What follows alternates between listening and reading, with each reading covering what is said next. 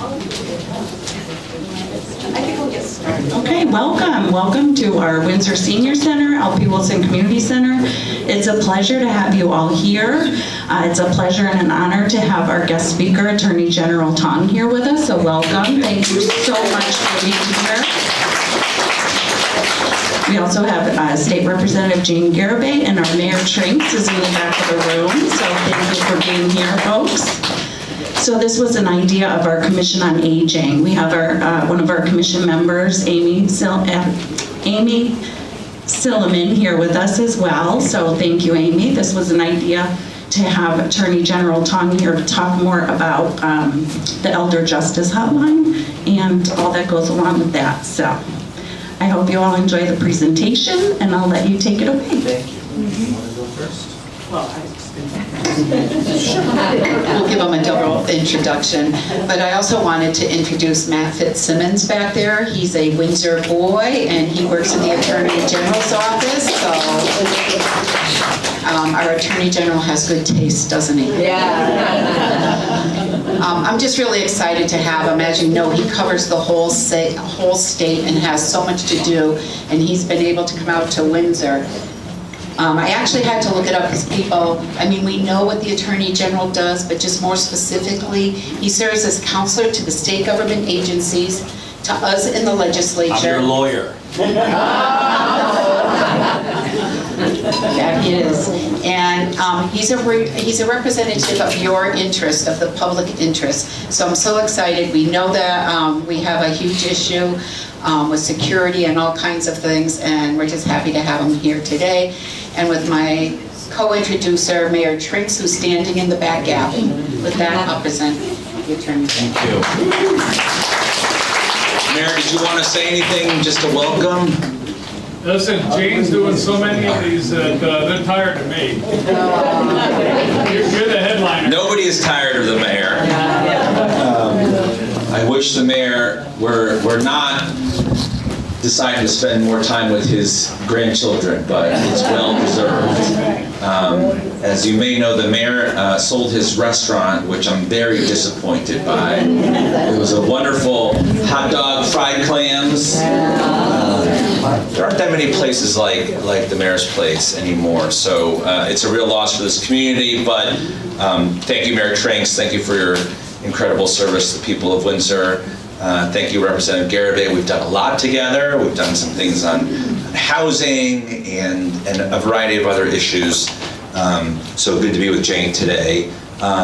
Thank you, Rebecca and Stephanie, for putting this program together and for this great senior center and all the programming that you do throughout the year. Yes, Matt Fitzsimmons is chief counsel to the Attorney General.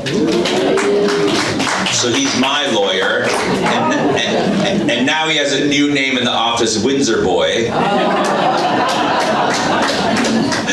That's your fault, Jane. That's gonna get annoying really quick. Let me introduce you to a couple of other folks. Sandra Arenas is the Associate Attorney General and Chief of the Division in charge of Constituent Services. So that means when you need something, you call Sandy. And Sandy has a whole team of people that helps people with all manner of issues. We were talking earlier about travel issues and the airlines, and we help with that. We help with the Department of Social Services. We help with a variety of things. We have our intern Ellie here as well, who's helping Sandy today. So if you have a specific issue, feel free to grab Sandy on the way out. It's good to be in Windsor. I represented the Stamford area for 12 years in legislature. So I'm from the other end of the state, but I'm not actually from the other end of the state. I was born in Hartford Hospital and grew up in West Hartford, and my parents lived in Glastonbury. And as I was driving in, I recalled, I know we're not in Windsor Locks, but I recalled that one of my earliest memories was going with my now 99-year-old grandmother, who's doing very well.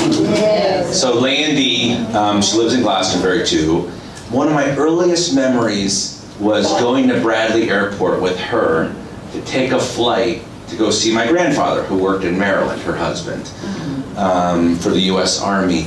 And I had this hazy recollection, it seems almost quaint, that there was like a little snack bar at Bradley with one of those old style popcorn machines. Feels like, and that's all they had then, right? And now Bradley's TSA and all of that, right? But great to be with all of you and to share some thoughts about how you can all protect yourselves and what to watch out for. Because it's a different world out there, isn't it? For sure. So, let me ask you, why do you think people target seniors and older Americans for scams? You're vulnerable, right? We care about family. The grandparents. You're trustworthy, you care about family, maybe mobility's an issue. Lonely, faulty memory. Speak for yourself, right? Speak for yourself. I'm not going to repeat that one. What else? Lonely. We're going to talk about that in a second. That they're more likely to have money. That's the one. You have money. It may not feel like it, I get that. But 20-year-olds don't have money. No. Your grandkids don't have money, right? People who are trying to put kids through college, they don't have money. But when you're Don Trinks and you sold your business, you got some money. Right? And so that's why they target older Americans. And so today I want to share some thoughts about how to protect yourself and who to call. We discovered that seniors are not only victims of scams, but increasingly are victims of financial fraud and abuse. And I'm going to talk about that in a second. And it's because of that we want to make sure that older Americans know where to turn when they have an issue. And I think the problem all of you know, I think Jane and Don know, when you got to call the state, it's like good luck figuring out which number to call. Right? If you ask the Attorney General who to call, I don't know, maybe I could tell you 2 or 3 agencies, but I wouldn't know their number, I wouldn't know who the person is, because it's a dizzying web of different social service agencies, state agencies. By the way, there are a lot of people that provide a lot of services. And so I think people sometimes unfairly criticize government in that there are too many people, they're too inefficient. The truth is there are a lot of people ready to help. The tough thing is getting to them and figuring out who it is. So that's why today we handed out a flyer, so you don't have to write it down, where there's a phone number on it. You see the phone number is 860-808-5555. That's the Elder Justice Hotline. That rings in my office. So what we said, we work with the Elder Justice Coalition. There's a group of social service agencies, and I know your senior services folks are plugged into it. So there's a coalition of different agencies and different officials, and they said we need one-stop shopping. We need one number that people can call, and that number rings in my office, and it's Sandy's team that picks up the phone. So if you have an issue, call our office. If we can help you ourselves, we'll do that. If we need someone else's help, we'll call them and bring them in. And then of course, if we can't help, we'll be honest about it and tell you that we can't. But most of the time, we will try to find a way to give you a hand and do more than point you in the right direction. We'll try to find the right person in state government or town government who can help you. So that's why we're here today, is to let you know about the hotline and to talk about all the different ways in which you need to protect yourselves. So let's talk about scams to start. So what do you think some of the most common scams are? Your granddaughter's been stolen. Yes, the grandparent scam, okay? Everybody knows about the grandparent scam. So if somebody calls claiming to be your granddaughter, take a deep breath, right? Listen to what they're saying, and if it's clear that it's not her, hang up the phone. And then call your granddaughter, or call your son or daughter who's their parent, and figure it out for yourself. Understand that in this day and age, one of the big risks is they're increasingly sophisticated.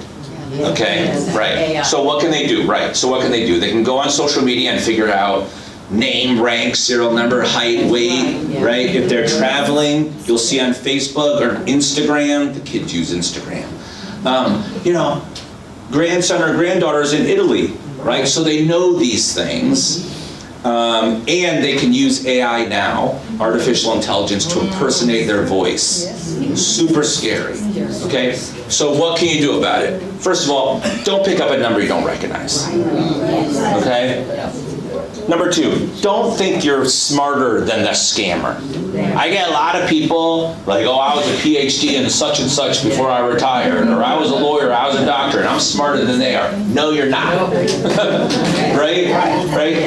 They're one step ahead of you, and while they're talking to you on the phone, they're probably getting information you don't think you're giving up. Okay? So don't stay on the phone. Don't give them information. One tip that seems a little too much, but I think it's worth doing, next time at a family dinner, just decide on a word that only you all know, like buttercup, right? And that way your grandson, granddaughter, son or daughter knows if they're in trouble and they call you and they say buttercup, you know it's them. Does that seem like a little too much? Maybe. But is it a big deal for you to talk about that at the dinner table? No, of course not. So the grandparent scam, related scams, okay, to the grandparent scam, all impersonating somebody else, right? So the Eversource or United Illuminating scam. They've now, using AI and technology, they've now cloned the sound of the automated operator, right? If you call Eversource or United Illuminating, so there's a voice, it's a recognizable voice, they'll clone that. They'll call and say, you owe the town of Windsor X dollars for your property taxes, or some fee, okay? And often they'll call from a charity, Save the Children, or, Town of Windsor Fire Department, Police Department. Whoever it is, okay, know a couple things. Number one, no legitimate government agency or utility is going to call you and ask you for money right then and there. So never give out your credit card information, right? If they give you information that sounds sort of familiar and you're not sure, write it down, thank you very much, hang up the phone, and then you call the town of Windsor, or you call Eversource or United Illuminating. Or if they want money for a charity, thank you very much, hang up the phone. If you want to give, and by all means do give, but if you want to give to Save the Children or to Windsor, Police Benevolent Fund, you call them yourselves and say, hi, I'd like to give, on your own initiative. Don't respond to a solicitation. That includes phone, email, right? Text. Like, they come at us in many different ways. And just know that they're clever. So anybody ever get called from their own phone number? Yes. Right? I picked that up thinking there's got to be something wrong with my phone because they're calling from my own phone number, right? That's called spoofing, where they disguise using someone else's phone number. Nobody is immune. There's a scam for everyone. And my mom got scammed, $5,000. She's about as tough and savvy an immigrant businesswoman as you will ever meet. She got scammed. One of the toughest scams that we've heard of it was just heartbreaking was a gentleman not too far from here in Hartford. And Sandy was involved in this one. He had trouble with his computer. So he, looked on the Google machine for somebody to fix his computer. And he found some guy, some company, and they charged him $300 and they fixed his computer, and it was great. they called back sometime afterwards and said, hey, if you're willing to vouch for us that you liked our service, we'd like to give you your money back. You know, we're just running this promotion, and it was just $300, and we'd like to give it back to you, and thank you for using us. Maybe you'll use us again and speak well of us. And he said, okay, sure. And they said, well, we want to wire you the money, so why don't you give us your name and your bank account information? Okay? And so he said, okay, and so they did. So, so fast forward another, few days or so, and they call back again, and they said, oh geez, we wanted to wire you $300. We wired you $20,000 by mistake. Okay? Now this smart guy, right? So the guy says, all right, now this is getting to be a little bit crazy, right? I'm starting to doubt what I'm hearing. Thank you very much. Hangs up the phone and checks his bank account. Sure enough, there's 20 grand in his checking account that wasn't there yesterday. Okay? So he says, they must have really screwed this up. So he sends the 20 grand back to them. Turns out they'd hacked his account. They transferred $20,000 from his savings account to his checking account. He gave them back his own money. So they're pretty sophisticated. Let me ask you, you talked about it, let me ask you, what do you think the #1 scam is for people over 60 in this country? #1. It's not the grandparent scam. Just a hint. Is it the link on your cell phone where my grandson say, don't ever touch your... Don't ever click a link. That's called phishing, P-H-I-S-H-I-N-G. Quick aside, to show you how nobody is immune. I was at my computer. I got an email from the state of Connecticut Department of Information Technology, okay, with a link. We're doing a security test. Please participate in the security test. And I clicked on the link. A few minutes later, the head of IT for the Office of the Attorney General came in my office and said, Mr. Attorney General, you just failed the security test. Matt did too. So nobody's immune. But what's the #1 scam affecting people over 60? Is it being told you've won a lot of money? That's up there. Get the money? That's up there. It's the romance scam. Because people are lonely. Why is it so effective? Because it's really easy to find out whether somebody is recently single. Right? Everything's out there, but you've been with this guy for 40 years. Finally, you kick the bastard out, right? And you go on Facebook and you say, I'm free, right? Everybody knows it. Or, as happens, in life, you lose a spouse or a partner, and that's all over the internet and the papers, right? These people read social media, they read obituaries, they know who's recently single, and then they target them. And they start a relationship, and usually the tail on these is very long. It's not like a quick scam, right? They'll invest some time in it, and they'll send you pictures and give you information, and a year or two passes, and then here's what to look out for. They say, oh, I want to come see you. Okay, great. I bought the plane ticket. Great. And so you've been talking to this person for 2 years. You're going to see them finally. It's like Fabrizio in Italy, right? It's wonderful pictures, right? And Fabrizio calls and says, I can't come see you because I crashed my car, or my mom is sick. But if I had $20,000, to take care of mom or fix my car, I can still come. I can still make my flight. That's that high pressure tactic at that moment when you're most vulnerable that people get taken advantage of. So I say this because, of course, it will happen to nobody in this room, right? But look, these sorts of things happen all the time. They may happen to somebody that you know, right? And we're putting this information out there so that everybody is just aware. Everybody, anybody is vulnerable at any moment, just depending on if they get you at the right time, right? If you had a bad day, if you had a bad week, if you lost somebody, if you lost a job, right? Everybody will have tough moments, and that's when you're most vulnerable. So the best way to protect yourself from a scam is not to get scammed in the first place.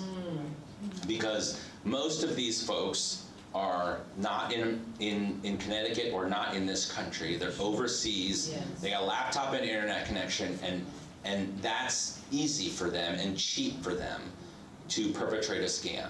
So if you don't recognize a phone number, don't pick it up.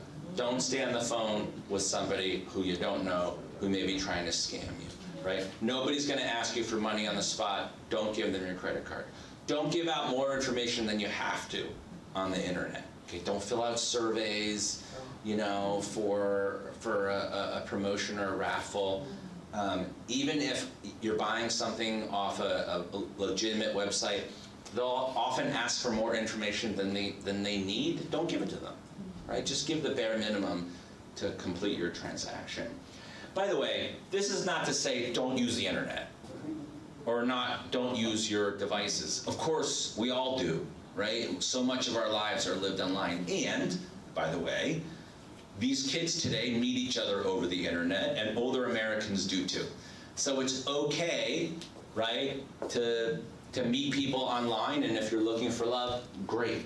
Just be careful, right? Just be careful. Know that there's a scam for everyone, including my mom, and if you protect yourself, that'll go a long way.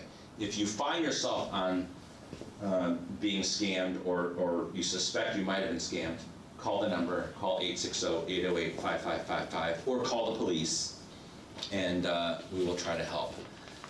Let me talk about something that's always hard to talk about, but is really important to talk about. Financial fraud, okay? So there are scams, but then there are large-scale frauds that are perpetrated by people usually close to the victim.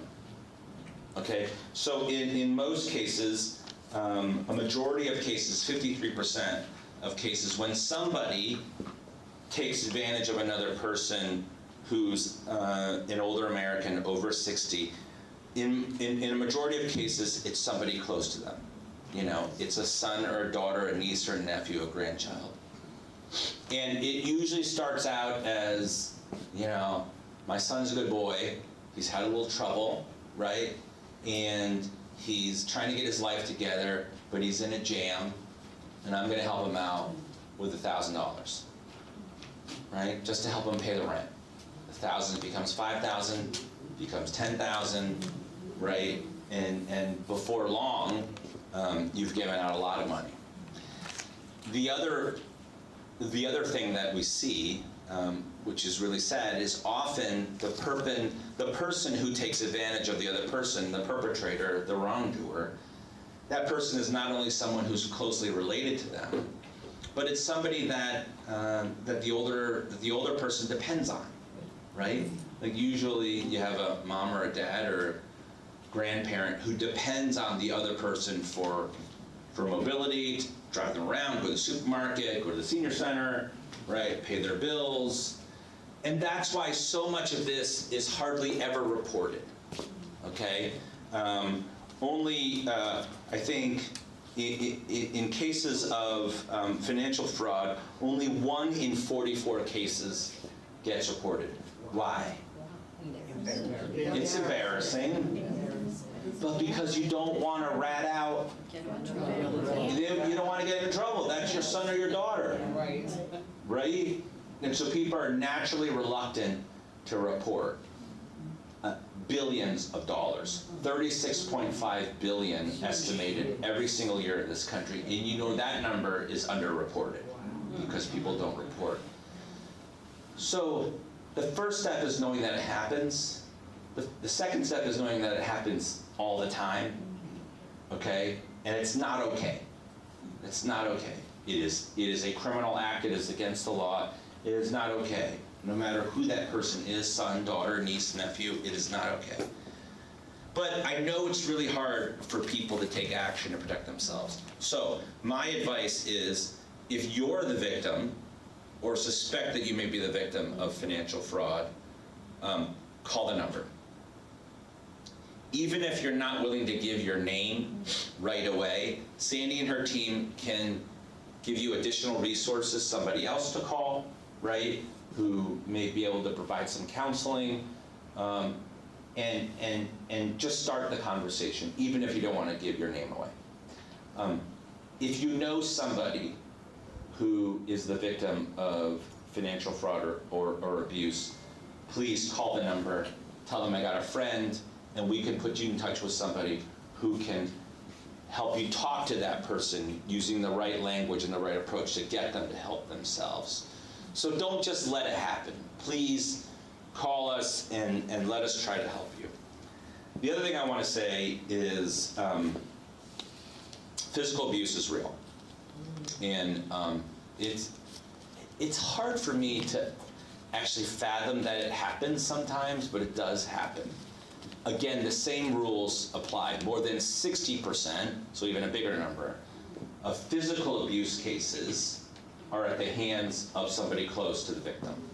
Again, son, daughter, niece, nephew, spouse, right? So physical abuse is real. 1 in 10 adults in this country are physically abused, seniors, and only 1 in 23 cases ever gets reported.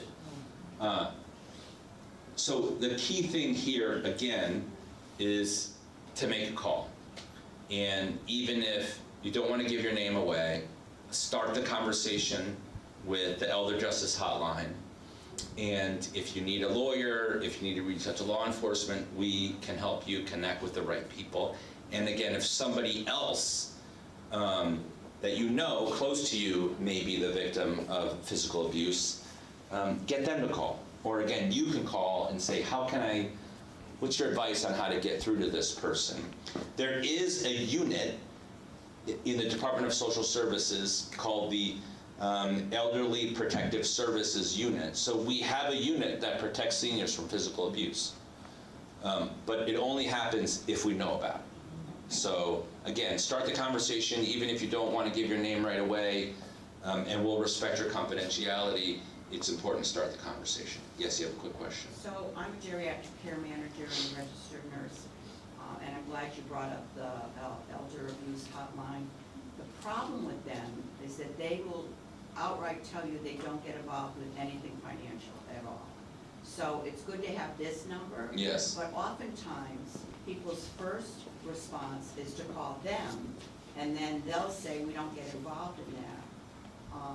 They do get involved pretty quickly with things, I will say that much, and as much as people are afraid of them, I find them to be extremely helpful for someone who is kind of stuck. Yeah. Kind of jump in and do what they need to do. Yeah. But that piece of it bothers me because they don't say, call you.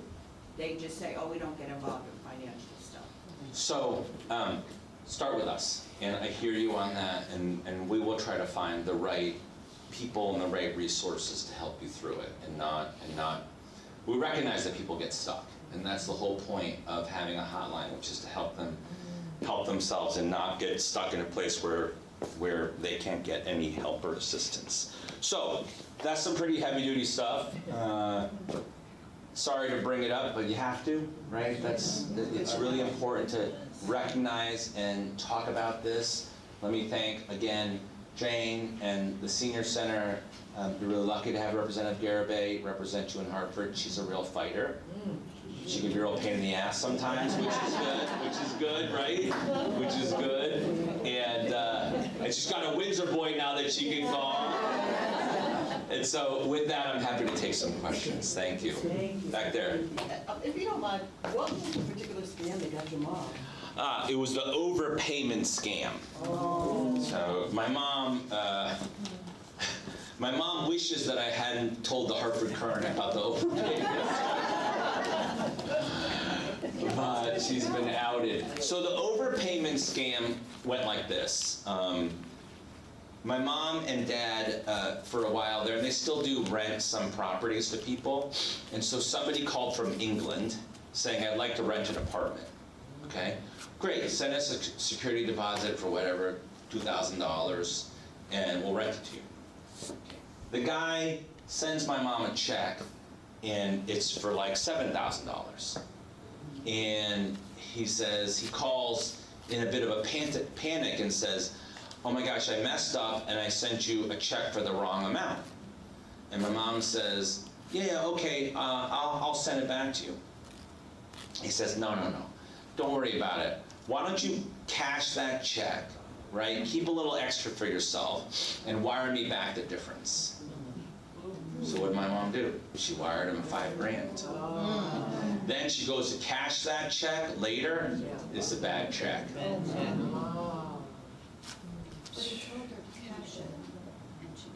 She didn't, people don't. We don't think. Now we know. Now we know. That guy's a little chubby there. How can you get that hotline published to more places? Because I used to work with an elderly woman, she's since passed away, who had a real jerk for a son, and she had a hard time paying her medical bills, blah, blah, blah. She lived in Windsor lots. I had to say, call Jane, your representative. She's a Republican. She's not going to call Jane. But I could have called that number. Yeah. Just clarify, I represent Everybody. So that's why we're here today. I hope the senior center will find a way to put it out to people, maybe by an email. But we're going around one senior center at a time to get this information out to people. So if you live in an apartment building with a bunch of other seniors, put it up on the bulletin board. If you need extra copies, we'll give them to you. Yes, sir. Attorney General, thank you for being here today. And I want to make a point on physical abuse that's related to seniors. Most of the abuses happen in the home. Yes. The family members. Yes. Now, how do your department respond to that? Because when the abuse comes at home, maybe the caretaker is overloaded and the victims could not say anything because if it's against it, instead they are scared of the further abuses or being sent to nursing homes. So how do you compromise that?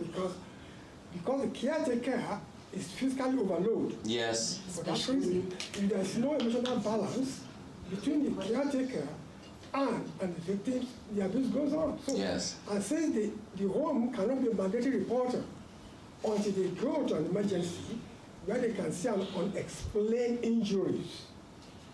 Because at home, yes, they will not report it. Yeah. How do you address that? And let me just also say, Can you tell everybody? yeah. He was saying that, and he was adding to what I'd said earlier, that a lot of this abuse happens in the home among family members, and often the caretaker is themselves overloaded, right?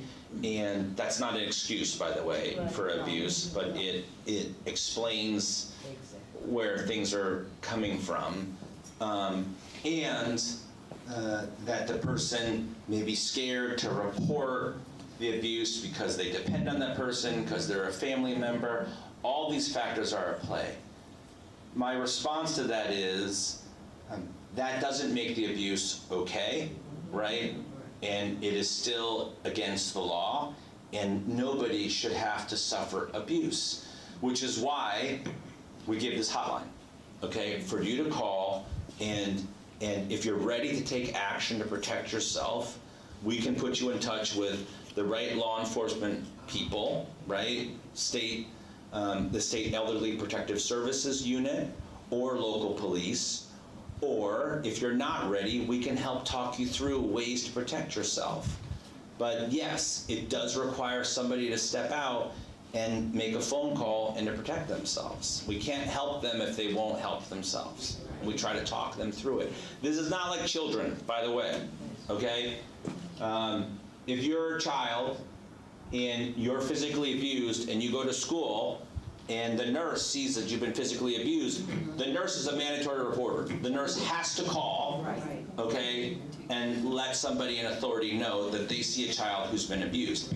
You're adults, right? I don't have any right to tell you what to do any more than you have any right to tell me what to do, unless you break the law. Then I have a right. But we're adults, so it's very hard to take action on behalf of other adults, which is why, again, we set up this hotline to try to make it easier for people to call and to get help.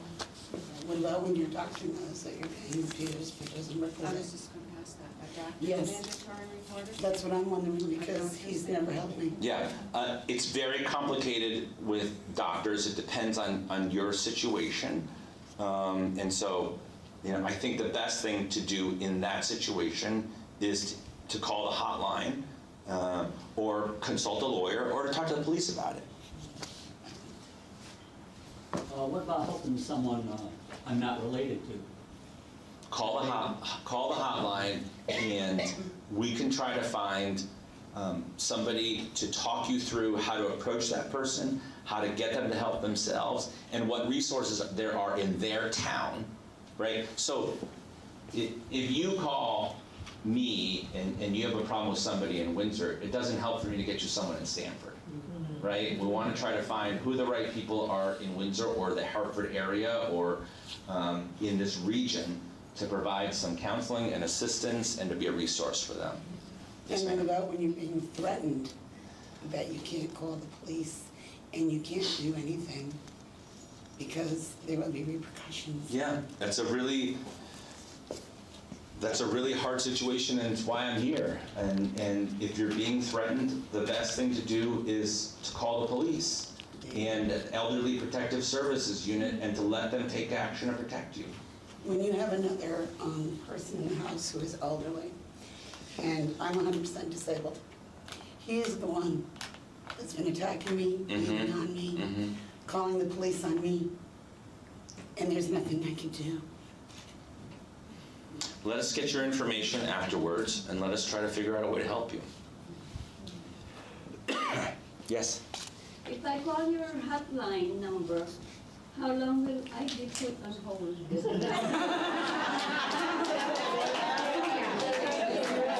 Call the hotline, okay? If it's after hours, leave a voicemail, okay? We're not there 24/7, but call the hotline and we're there for you. We'll get back to you. We wouldn't set up a hotline that we weren't going to answer, and we wouldn't set up a hotline that we weren't going to respond to you on. Now, let's be clear. Like, we're going to be honest with you about what we can help you with and what we can't help you with, right? And so, but we want to help you with financial fraud and abuse. We want to help you with scams. We want to help you with accessing social services. There are a lot of things we can do. Some things we can't do, and we'll tell you.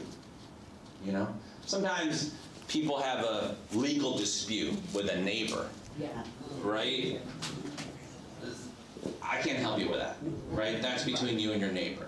Or you entered into a contract with somebody to do some work, and there's a dispute about that work. Unless there's been fraud, unless somebody did something criminal, that's also between you and that person. So matters between private citizens that don't constitute fraud or abuse or a criminal act, I can't help you with. But I can help you if somebody's done something wrong. There's also the scammer.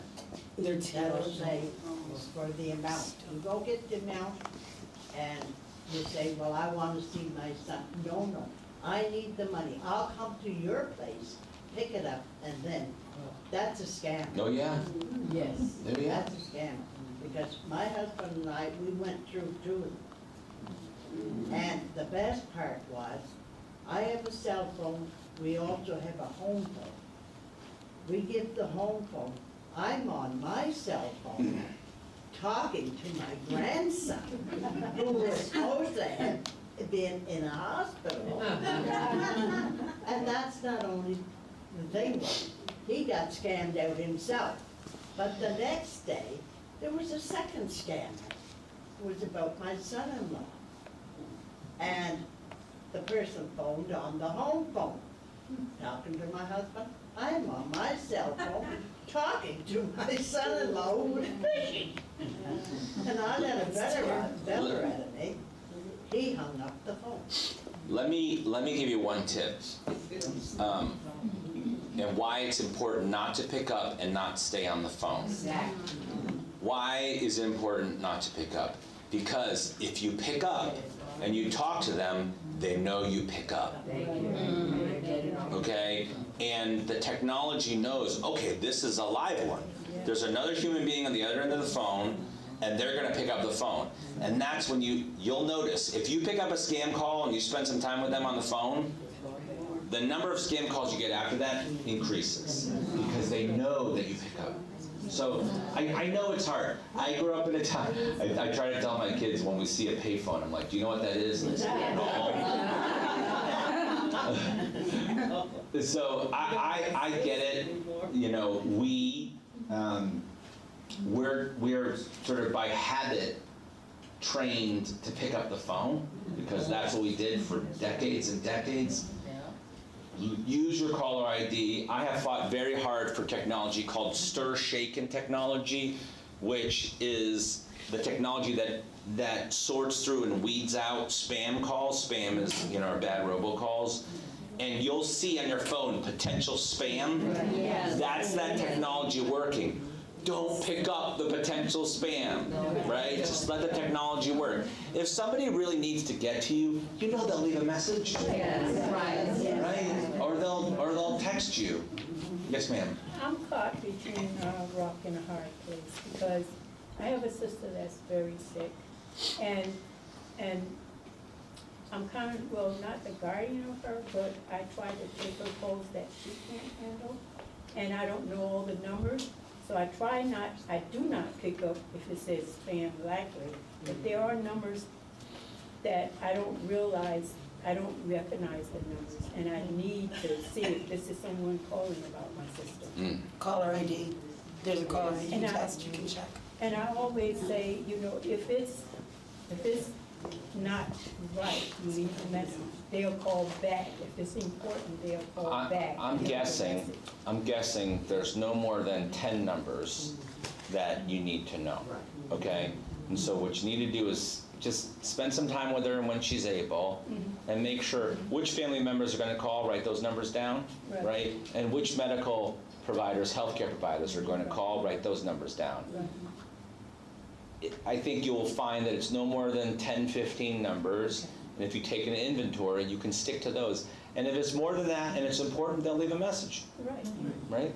A couple more. Yeah, last week, Norton had sent me an email saying that thank you for my subscription, and they were taking $325 out of my account.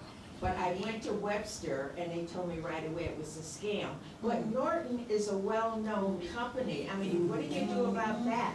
It's really hard. It's really hard, but in most cases, reputable companies now, they won't send you a text or an email asking you for money, right? What you should do is if you get such an email, I know it's a pain in the neck, but you should call Norton yourself, again, on your own initiative. We will get messages from, we use in our family 3 or 4 banks for different reasons, right? And we have more credit cards than we should have, but we get messages from our banks that aren't really from our banks. Because somebody has figured out that we're a depositor at First County Bank in Stamford. I just gave that away, gave too much information. And somebody knows that, and I don't respond to those emails. If I think I have a problem, then I call them myself. All right? Last one. I take care of this lady, and she got a credit card, and she said, I need to call and get my PIN number and to open up, because it says on there, you can't use it unless you dial this number. Well, when she first received it, there was stuff that looked like a scammer, and I told her, I said, I think this is a scammer. She said, no, no, no, it's my credit card. And I have been trying to call that number, but every time I get to the last part with the automated person talking, oh, this card does not exist. So I need to go back home today and tell her she's gotten in touch with her credit union. They know nothing about that card. Got in touch with her job that she retired from. They know nothing about that card. And I told her yesterday, I said, 3 days we've been trying to get in touch with this people to get your PIN number, but they keep saying, I'm sorry, you know, we can't deal with this. So call our number, okay? We'll let the Department of Banking know about this issue, okay? And then if you're having trouble getting through the actual bank and to fix this problem, and you've been on the phone and you've tried, we can try to make a phone call to see if we can get someone to help you. Oh, okay, thank you. Sometimes a little phone call from the Office of the Attorney General. Thank you, everybody. Bernie's got a 1:30 now appointment. So we're going to let the Attorney General get on his way to spread more good news and more good information. Certainly always a good friend of the town of Windsor. And for being so gracious to come out. There may be Windsor Locks people here also because they were invited for the district, but also know that Don and I are here for you, that if you need something, and I know how I'm up there with you, right? I'm a senior citizen, and it's very fearful when you think you might lose where you live, or you might be worse abused, but we're finding, especially in nursing homes, those that are coming forward with their stories, when the nursing home knows that, they behave much better. It doesn't always go the other way. And even if it's your loved one, whatever, you don't deserve that abuse, and there are people there for you. Thank you. you. And thank you. And thank you to the Windsor Boy.